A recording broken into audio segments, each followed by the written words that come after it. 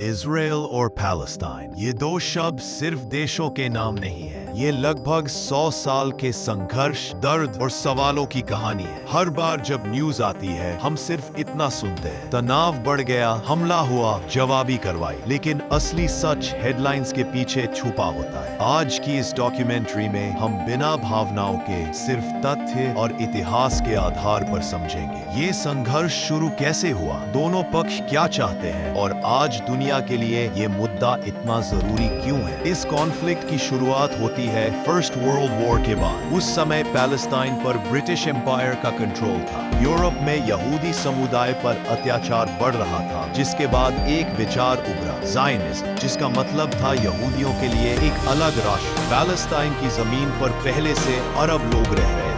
यहीं से शुरू हुआ एक ही जमीन पर दो दावे। 1947 में यूनाइटेड नेशंस ने पैलेस्टाइन को दो हिस्सों में बांटने का प्लान रखा, एक यहूदी राष्ट्र और एक अरब राष्ट्र। 1948 में इजराइल ऑफिशियली बना।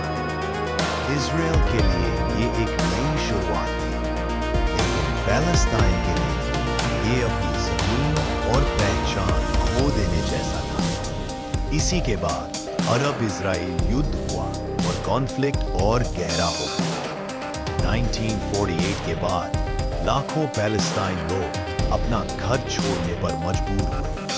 यहीं से शुरू हुई शरणार्थियों की समस्या, जो आज तक पूरी तरह हल नहीं हुई। ये सिर्फ पॉलिटिकल इशू नहीं, बल्कि ह्यूमन ट्रेजेडी भी है। आज पैलेस्टाइन दो बड़े हिस्सों में बटा हुआ है। गाजा स्ट्रिप, छोटा इलाका, ज्यादा आबादी, लिमिटेड रिसोर्सेज। वेस्ट बैंक, जहां सेटलमेंट्स और बॉर्डर्स को लेकर विवाद चलता रहता है। यहां रहने वाले लोग रोजाना रिस्ट्रिक्शंस और अनसर्टेनिटी के बीच जीते हैं। जेरूसलम शहर 3 बड़े धर्मों के लिए पवित्र है, यहूदी, मुस्लिम और क्रिश्चियन। इसी वजह से ये शहर सिर्फ राजनीतिक नहीं, धार्मिक रूप से भी बहुत संवेदनशील है।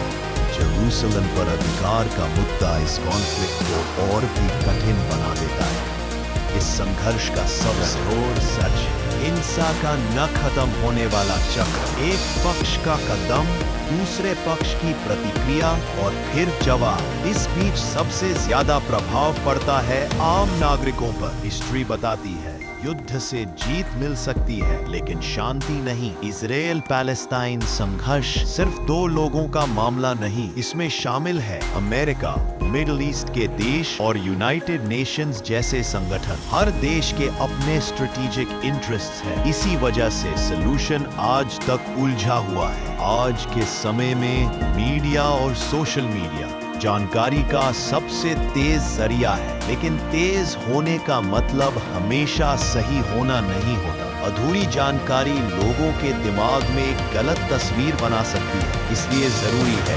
वेरीफाइड सोर्सेज और बैलेंस्ड सोच। क्या इस कॉन्फ्लिक्ट का सलूशन है? एक्सपर्ट्स कहते हैं बातचीत, विश्वास और लॉन्ग टर्म अप्रोच ही एकमात्र रास्ता है। जब तक दोनों पक्ष एक दूसरे के दर्द को नहीं समझेंगे, तब तक शांति मुश्किल रहेगी। इजराइल पैलेस्टाइन संघर्ष हमें एक बात सिखाता है, सच हमेशा एक साइड का नहीं।